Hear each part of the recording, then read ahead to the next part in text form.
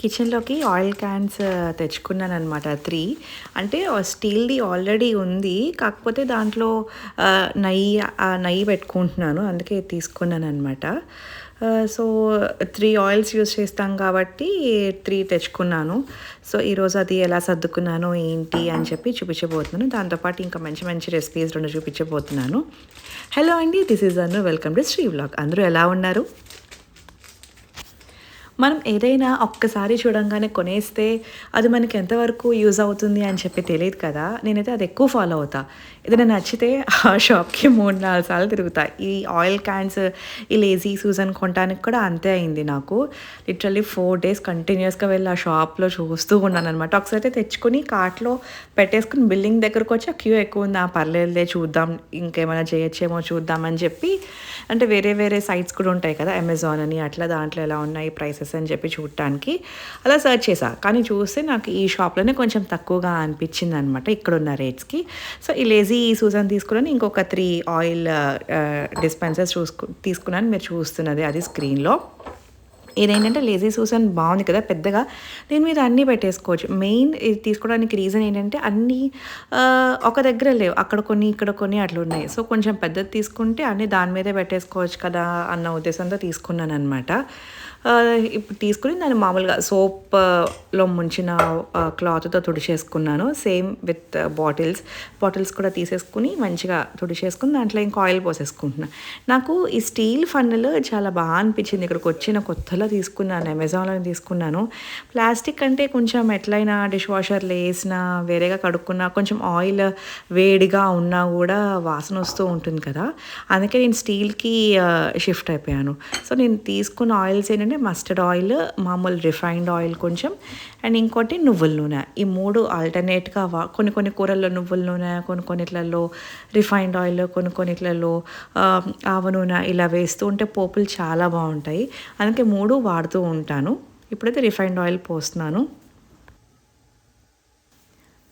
And ఒక నూనె పోయటం అయిపోగానే సేమ్ ఒక చిన్న టిష్యూ లాగా తీసేసుకుని ఫన్నల్ని కూడా తుడిచేసి వేరే ఆయిల్ పోస్తున్నాం. మళ్ళీ అన్ని నూనెలు కలవడం ఎందుకు అని చెప్పి, మళ్ళీ అది కడిగితే నూనె మధ్యలో పోసుకునే మధ్యలో కడిగితే కూడా ఇబ్బంది కదా, వాటర్ కొంచెం ఉన్న నూనెలో తడైపోతుంది. అందుకని జస్ట్ టిష్యూతో తుడిచేసి అలా పోసేసుకున్నాను. బాగున్నాయా నా ఆయిల్ డిస్పెన్సర్స్? మీరు ఎలాంటివి వాడతారు అండ్ మీకు ఎలాంటివి ఇష్టం అనేది కూడా కింద కామెంట్లో పెట్టండి. సో ఈరోజు నేను అల్లం పచ్చిమిరపకాయ వేసి చిక్కుడుకాయ కూర చేసుకుంటున్నాను. అంటే మనం మామూలుగా చిక్కుడుకాయ స్టవ్ మీద పెట్టి నీళ్ళు పోసి అట్లా ఉడికించేస్తాం కదా, సో అలా కాకుండా ఇదిగోండి, ఇన్ని కూడా అక్కర్లేదు, ఇంతే. ఒక చిన్న టీ గ్లాస్తో దాంట్లో కొంచెం అన్నట్టు తీసుకుని కుక్కర్లో పెట్టేసుకుంటే మనకి దీంట్లో న్యూట్రియంట్స్ పోవన్నమాట. ఎందుకంటే ఉడికించి మళ్ళీ ఆ నీళ్ళు పడబోసి ఎక్కువ నీళ్ళు పోసుకునే కంటే ఒక్కసారి మనం కుక్కర్లో ఇలా పెట్టేసుకుంటే మంచి మెత్తగా అయిపోతుంది. మాకు చిక్కుడుకాయలు దొరుకుతున్నాయి ఇంకా, కాకపోతే దీనికంటే నాటు చిక్కుడు అంటారు కదా, ఆ నాటు చిక్కుడికి మాత్రం బాగా పురుగు వచ్చేస్తుంది. వీటికి అంత పురుగు లేదు. సో ఇవి ఒక హాఫ్ కేజీ పైనే ఉంటాయి. బాగున్నాయి చిక్కుడుకాయలు. సో నేను ఏం చేశానంటే కిలో చిక్కుడుకాయలు తీసుకున్నాను, హాఫ్ ఒకలాగా చేద్దామని చెప్పి తీసాను అనమాట. సో ఈరోజు నేను అల్లం పచ్చిమిరపకాయ వేసి చూపిస్తాను. మనకి ఇది చక్కగా నైవేద్యాలకు కూడా పెట్టుకోవచ్చు, ఎందుకంటే దీంట్లో వెల్లుల్లి, ఆనియన్స్ అలాంటివి ఏం వేసుకోవట్లేదు.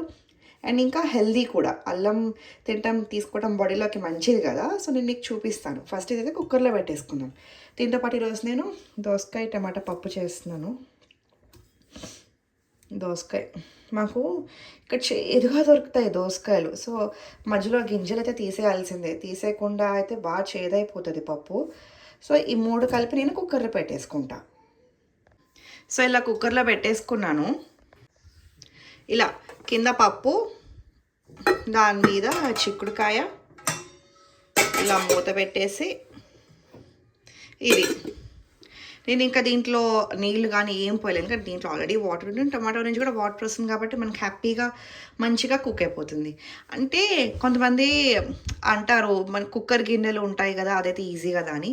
యాక్చువల్లీ అది కూడా ఈజీయే, కాకపోతే ఏంటంటే నేను ఇలా పప్పు పెట్టేస్తే నేను అది దోసకాయ ఉడకంగానే దీంట్లోనే కలిపేసి మన పోపుది ఉంటుంది కదా చిన్న గరిటలాగా, ఆ పోపు దాంతో పోపేసేసుకుంటా లాస్ట్లో. నాకు అది ఈజీ అనమాట. ఇప్పుడు మళ్ళీ మనం కుక్కర్ గిన్నె స్టవ్ మీద పెట్టకూడదు, అది కొంచెం థిన్గానే ఉంటుంది కదా బాటమ్ ఎట్లా అయినా. అది మనకి స్టవ్ మీద పెట్టడానికి అంత పనికి రాదనమాట. సో ఇలా అయితే మనకి ఈజీ, కొంచెం అన్ని గిన్నెలు కాకుండా ఉంటాయి. అండ్ సర్వింగ్ డిష్లోకి కూడా నేను అంతేం తీయను, ఎవరైనా ఎప్పుడైనా వస్తే తప్ప సర్వింగ్ డిష్లోకి కూడా నేను అంతేం తీయను. చిక్కుడుకాయ ఇది పెట్టేసాం, ఇంకా కుక్కర్ ఎక్కించేద్దాం. నేను ఒక చేత్తో చేస్తున్నాను, మళ్ళీ పెట్టి చూపిస్తా. పెట్టేశాను, విజిల్ పెట్టేయడమే. సో మనకి ఇది దాన్ని ఏమంటారు, పప్పుకి ఎన్ని విజిల్స్ వస్తాయో చిక్కుడుకాయకి ఏం సపరేట్గా ఎక్కువ కూడా ఏం ఉంచక్కర్లేదు. నార్మల్గా చాలా ఈజీగా కుక్ అయిపోతుంది. అవంగానే తీసి నేను మళ్ళీ కంటిన్యూ చేస్తాను. ఇందాక సర్దుకున్నాను కదా, ఇలా సర్దుకున్నాను అనమాట మొత్తం. ఇంకా ఈ ఆయిల్ క్యాన్స్ అయితే బాగా నచ్చాయి. ఇదేదో పైకి ఇలా పైకి లాగేస్తే అయిపోతుంది, పైకి లాగేసి వేసుకోవడమే. సో సెటప్ ఇది ఫైనల్ సెటప్. ఇవి నా హోమియోపతి మందులు. లాస్ట్ వీడియోలో చెప్పాను కదా కొంచెం స్పాండిలైటిస్ అగ్రివేట్ అవుతోంది అని చెప్పి, హైదరాబాద్ నుండే హోమియోపతి తెప్పించుకున్నాను. సాగర్ అని చెప్పి ఉంటుంది కదా, సాగర్ హోమియోపతి వాళ్ళే మనకి ఇంటర్నేషనల్ ఇది కూడా చేస్తారు. ఎవరైనా కావాలి అంటే నాకు మెసేజ్ పెట్టండి, నేను వాళ్ళ నెంబర్ అది నేను ప్రొవైడ్ చేస్తాను. కొలాబరేషన్ అయితే కాదు ఇది, ఎవరికైనా యూస్ఫుల్గా ఉంటుందని చెప్తున్నాను. సో స్పాండిలైటిస్కి ఏంటంటే మనం మామూలుగా ఎలోపతిలో పెయిన్ కిల్లర్సే ఉంటాయి. ఆ పెయిన్ కిల్లర్స్ వాడే బదులు కొంచెం ఇలా హోమియోపతి లాంగ్ స్టాండింగ్లో తీసుకోవాలి, లాంగ్గానే తీసుకోవాలి, ఎక్కువ రోజులే. ఇలా తీసుకుని కొంచెం తగ్గించుకుంటే బెటర్ కదా అనిపించింది. సో ఇలా ఉంది నా సెటప్. ఇది చైనీస్ లక్కీ ప్లాంట్ ఇట, బాగుంది కదా. ఇక్కడ ఇది చూసారా, సెల్ఫ్ వాటరింగ్ ప్లాంట్, చూపిస్తాను.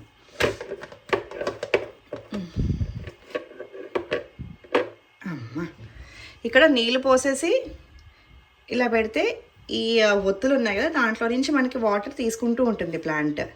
మంచిగా అనిపించింది. ఎందుకంటే మనం ఇలా కిచెన్ కౌంటర్ టాప్ మీద ఇలాంటివి పెట్టినప్పుడు ఎప్పుడు వాటర్ పోస్తూ ఉండలేము. అండ్ ఇంకోటి ఇక్కడంతా తడి తడిగా అయిపోయినా ఇదంతా పాడైపోతుంది కదా, అందుకే ఇలాంటివి తీసుకున్నాను. బాగుంది కదా.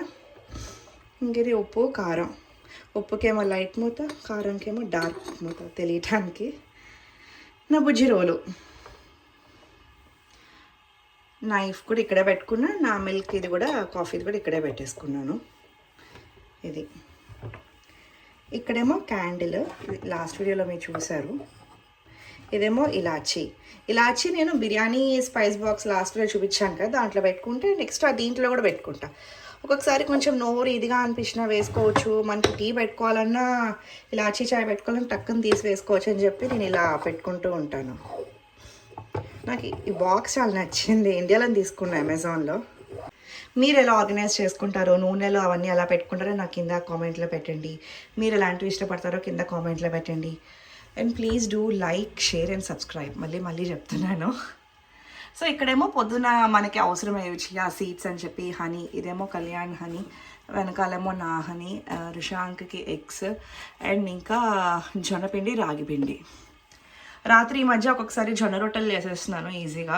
నేను సో ఇందాక చూపించిన చిక్కుడుకాయలకి అంటే హాఫ్ కిలో చిక్కుడుకాయలకి అల్లం, ఇంత పచ్చిమిరపకాయలు, మేము కొంచెం కారం తక్కువే తింటాం కాబట్టి తక్కువే తీసుకున్నాను. ఇంకా ఇవి కొంచెం కారం కాయలు, ఇంత కొత్తిమీర. ఇలా ఒక్కసారి తిప్పేసుకుంటే అయిపోతుంది చిన్న మిక్సీ జార్లో.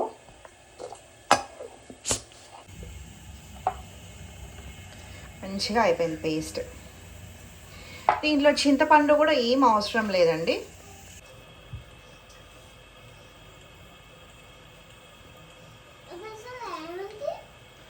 ఆయిల్ ఈ మాత్రం ఆయిల్ సరిపోతుంది, ఎక్కువ ఆయిల్ అక్కర్లేదు. జీలకర్ర, కొంచెం ఆవాలు, ఎక్కువ పసుపు, కొంచెం ఇంగువ, అండ్ మనం ప్రిపేర్ చేసుకున్న పేస్ట్. సో మనం ప్రిపేర్ చేసుకున్న పేస్ట్ కూడా వేసేసుకుందాం.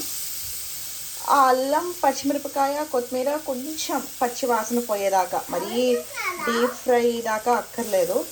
సారీ, రిషాంక్ పక్కనే కూర్చున్నాడు ఈరోజు, నన్నైతే చేసుకునియట్లేదు. వాడి వాయిస్ కూడా మీకు వినిపిస్తుంది.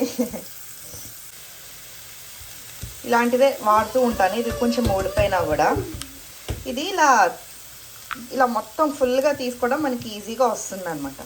అందుకే కొంచెం ఊడినా కూడా ఇదే వాడుతూ ఉంటాను.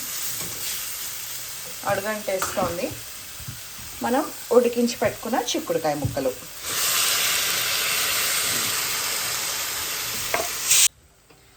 చూసారా, కొంచెం నీరు అంతే. మనం నీరు ఎక్కడా వేస్ట్ కాలేదు. ఈ ఉడికిన నీరంతా కూడా దీంట్లోకి వెళ్ళిపోయింది, నేనేం పడేయలేదు. ఈ నీరు అనమాట. సో దీంట్లో ఉన్న ప్రోటీన్, దీంట్లో ఉన్న ఫైబర్ అంతా మనకి దీంట్లోనే ఉంటుంది. ఇప్పుడు ఎక్కువ నీళ్ళు పోసి అవన్నీ పారపోసేసి చేసే కంటే సాల్ట్,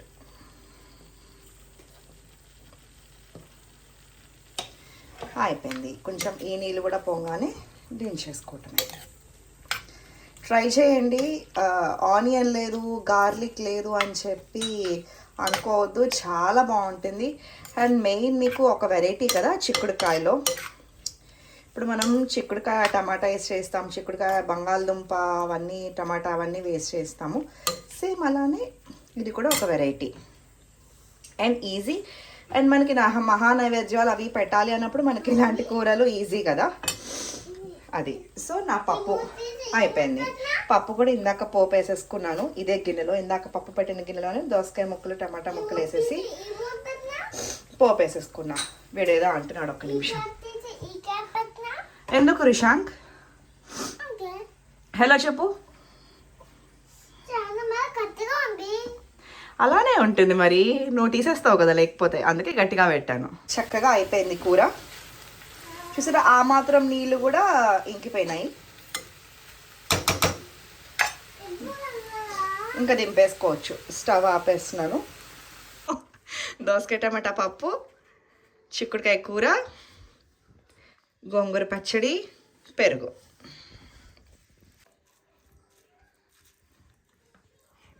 ఎలా ఉంది? బాగుంది కూర. పచ్చిమిరపకాయ కారం సరిపోయిందా? బాగుంది. ఇదేంటి అల్లం పచ్చిమిర్చి రెండు బాగా తెలుస్తున్నాయి. గుడ్.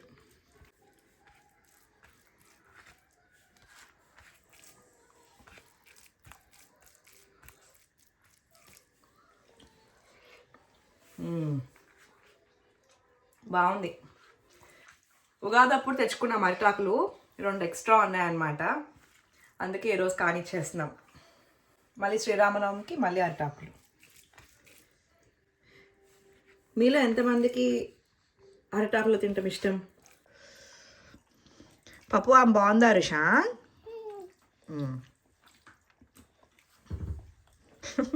తిను. Very good bye. సో నేను ఈ డ్రై ఫ్రూట్స్ అండ్ ఫుల్ మకానాతో లడ్డూ చేస్తున్నాను.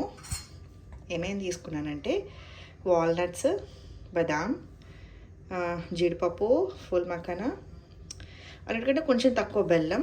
మనకి బైండింగ్ కావాలి కదా, లడ్డు అంటే మనం బేసికలీ మంచిగా చుట్టాలి కదా, అందుకని ఓట్స్ అన్నమాట. సో ఇవన్నీ ఒక్కొక్కటి వేయించేసుకుని చల్లార్చుకొని మిక్సీ పట్టుకోవాలి. సిమ్లోనే వేయించుకోవాలి.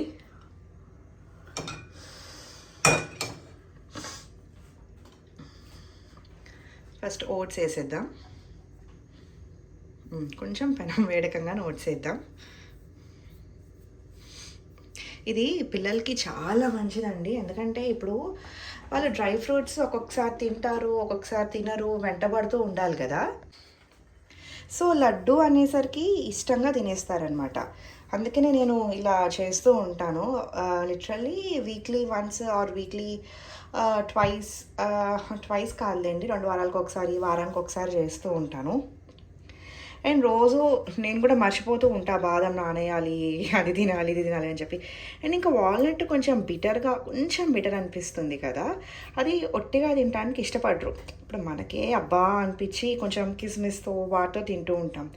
ఈవెన్ కిస్మిస్ కూడా ఎందుకు అని చెప్పి ఇలా చేస్తున్నాను అనమాట. ఓన్లీ కొంచెం బెల్లం పొడి తీసుకున్నాను. బెల్లం పొడి అయితే మీకు ఈజీ, ఎందుకంటే దాన్ని తురుముకొని చేసే కంటే ఇలా తీసుకుంటే ఈజీ కదా. అండ్ ఫుల్ మఖానా, ఇది లోటస్ దాని నుంచి చేస్తారు కదా. ఇది చాలా చాలా దీంట్లో కాల్షియం ఉంటుందన్నమాట. ఇప్పుడు కొంచెం పెద్ద అవుతున్న పిల్లలకి వాళ్ళకి కాల్షియం ఉండాలి కదా. నేను బిలో 1 ఇయర్ బిలో 2 ఇయర్స్ అయితే నేను మాట్లాడలేదండి. అబౌవ్ 3 నుంచి అబౌవ్ 3 ఇయర్స్ వరకు అబౌవ్ 3 ఇయర్స్ మాట్లాడుతున్నాను. ఎందుకంటే బిలో అవి నాకు తెలీదు, నేనైతే ఇవ్వలేదు వాడికి. సో 3 నుంచి స్టార్ట్ చేశాను. ఇప్పుడు వాడు 3.5 అనమాట. ఈ ఫుల్ మఖానా గురించి చెప్తున్నాను కదా. ఇది చాలా చాలా కాల్షియం ఉంటుంది, మంచి ప్రోటీన్ ఉంటుంది. సో ఒక లడ్డు తీసుకుంటే మనకు రోజులో కావాల్సినంత ప్రోటీన్, కాల్షియం ఇవన్నీ వచ్చేస్తాయి. ఇటు మంచిగా ఐరన్ ఉంటుంది బెల్లంలో. సో ఓట్స్ కూడా మనకి మందం లాంటివి ఏం చెయ్యవు కదా, అందుకని నేను ఇది బైండింగ్కి ఇది చూస్ చేసుకున్నాను అనమాట. సో స్టార్ట్ చేసేద్దాం. ముందు నేను ఓట్స్ వేస్తున్నాను.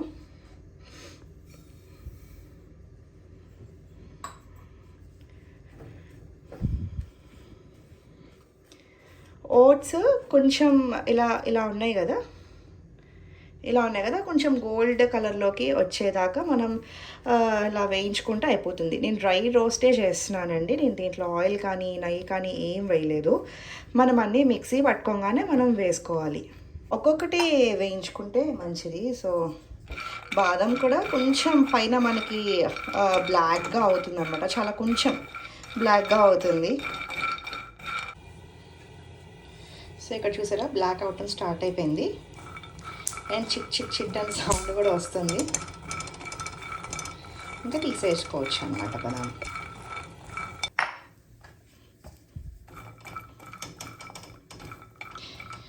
ఇవి కూడా కొంచెం చిటపటలు అంటూ ఉంటాయి, అప్పటిదాకా వేయించేసి తీసేయటమే అన్నమాట. సో జీడిపప్పు ఇది హాయి అసలు అన్నిటికంటే తొందరగా అయిపోతుంది. ఇక్కడ పడింది కింద, తర్వాత తీసుకుంటాను, వేడిగా ఉంటుంది. సో ఇలా అన్నీ వేయించుకుని ఒక దాంట్లో వేసేస్తున్నాను. చక్కగా చల్లారంగానే మిక్సీ పట్టేసుకుంటాను. తగ్గిపోయింది అప్పుడే వేడి, చూసారా ఇట్లా అంటే మంచిగా అవుతుంది. అయిపోయిందండి. జీడిపప్పు కూడా చూసారా మంచి బ్రౌన్గా అయిపోతుంది. సో కొంచెం తొందరగానే అయిపోతుంది జీడిపప్పు. ఇది అన్నిటికంటే తొందరగా అయిపోతుంది అనమాట. సో అందుకే లాస్ట్లో వేస్తాం. పెనం వేడెక్కి ఉంటుంది కదా. డన్ అండి. చూసారా ఒక్కసారి ఇట్లా అనగానే మనకి క్రాక్ అయిపోయింది. సో ఇంకా వేయించాల్సినవి అయిపోయినాయి కాబట్టి మనం స్టవ్ ఆపేసుకుందాం. ఇలా కరగనియండి, ఎందుకంటే కొంచెం పక్కన పెట్టంగానే మళ్ళీ ఇది అయిపోతుంది. ఇవి దీంట్లోనే ఉంచేస్తాను. చల్లారంగానే అన్నీ మిక్సీ వేసుకోవటమే చూపిస్తాను. అయిపోయిందండి, మిక్సీ నుంచి ఇప్పుడే తీసేసాను.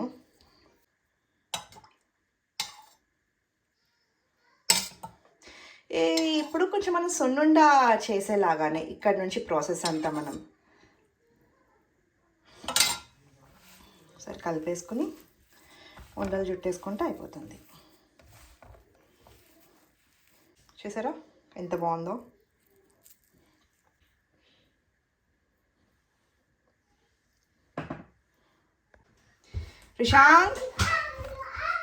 రిషాంక్ లడ్డు రెడీ. లడ్డు అంట, తింటావా? నీకు ఇష్టం ఇది. ఇదిగో తిని చెప్పు ఎలా ఉందో. రిషాంక్ తిని చెప్పు. ఓయ్ పట్టుకుని పరిగెత్తకురా. ఏంటి సూపర్ టూపర్ బాగుందా? తిను, వెళ్ళి కూర్చొని తినాలి, పరిగెడుతూ రన్ చేస్తూ తినకూడదు మరి. ఇదండి ఈరోజు వీడియో. హోప్ మీకు నచ్చిందని అనుకుంటున్నాను. కింద కామెంట్ చేయండి మీరు ఎలాంటి ఇష్టపడతారు, మీ పిల్లలకి ఎలాంటివి ఇష్టమో అని చెప్పి ట్రై చేసి నాకు కింద కామెంట్లో పెట్టండి మీకు ఎలా ఉంది ఏంటి అని చెప్పి. Please like, share and subscribe. Thank you so much for watching.